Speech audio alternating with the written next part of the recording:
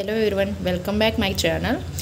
మనకి ఏంటంటే ఈజీగా అయిపోయే టిఫిన్ ఒకటి చెప్తాను. ఎందుకంటే మనం ఉండే బిజీ లైఫ్లో మనకి ఎప్పుడు కూడా ఎప్పటికప్పుడే ఇన్స్టెంట్గా అయిపోవాలి కదా. మనం పెసరగుళ్ళతో కూడా పెసర దోశలు వేసుకుంటాం కదా, అట్లానే ఇది పెసరపప్పు అనమాట. చూడండి, పెసరపప్పుతో కూడా దోశలు చాలానే బాగుంటాయి. ఇది ఏంటంటే 10-15 మినిట్స్ కన్నా ఎక్కువ తీసుకోదు పప్పు నానడానికి.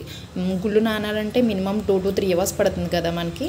సో మనకి ఎర్లీ మార్నింగ్స్ పిల్లలకి స్కూల్స్ ఉన్నప్పుడు కానీ, లేదంటే నైట్ ఆఫీస్ నుంచి వచ్చిన తర్వాత అప్పటికప్పుడు ఈజీగా అయిపోయేది కావాలంటే ఇది ట్రై చేయండి.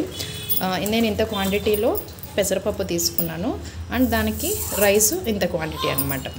రైస్ వేస్తే ఏమవుతుందంటే కొంచెం క్రిస్పీగా వస్తాయి దోశలు. నెక్స్ట్ అందులోనే మనకి అల్లం అండ్ పచ్చిమిర్చి వేసేసుకుని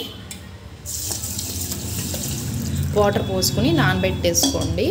ఇదేంటంటే 10-15 మినిట్స్ కన్నా ఎక్కువ నానాల్సిన అవసరం లేదు, ఎందుకంటే పెసరపప్పు అనేది చాలా ఫాస్ట్గా నానిపోతుంది.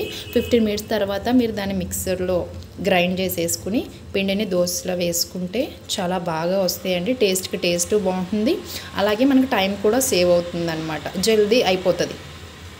సో నా టిప్స్ కనుక మీకు నచ్చుతున్నట్టయితే నా ఛానల్ని సబ్స్క్రైబ్ చేసుకోండి అండ్ వీడియోస్కి లైక్స్ ఇవ్వండి. ఏమైనా డౌట్స్ ఉంటే కామెంట్ బాక్స్లో కామెంట్ చేయండి. Thank you.